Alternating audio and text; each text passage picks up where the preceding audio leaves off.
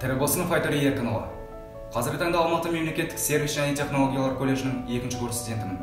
Таңдаған мамандығым қонақ үй шаруашылығын ұйымдастыру. Менің мақсатым осы саланы жоғарғы деңгейге көтеру.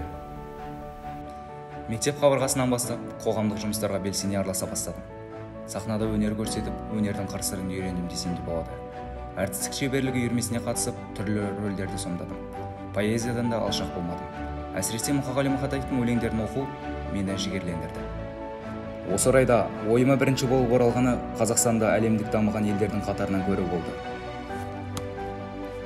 Ол үшін экономикамыз жоғарғы деңгейде өрлеу керек. Ойлана келе еліміздегі туризмді қолға алу керектігін ұқтым.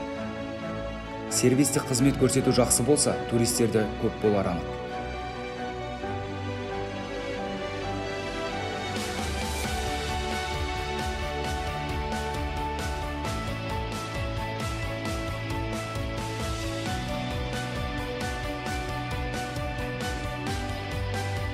Қонақ үй шаруашылығы үшін ең маңыздысы қонақтың ризашылығын алу. Ал ол үшін сен өз ісіңді тиянақтылықпен істеп, шын пейілмен беруі керек. Абай атамыз айтпақшы, бір кірпіш болып қалануға дайын екенімді дәлелдегім келеді. Еңбекпен келген әрбір жеңістің адам үшін бағасы шексіз. Өмірде жеңісті болу менің қолымнан келеді. Ең маңыздысы мақсат, арман, нәтиже.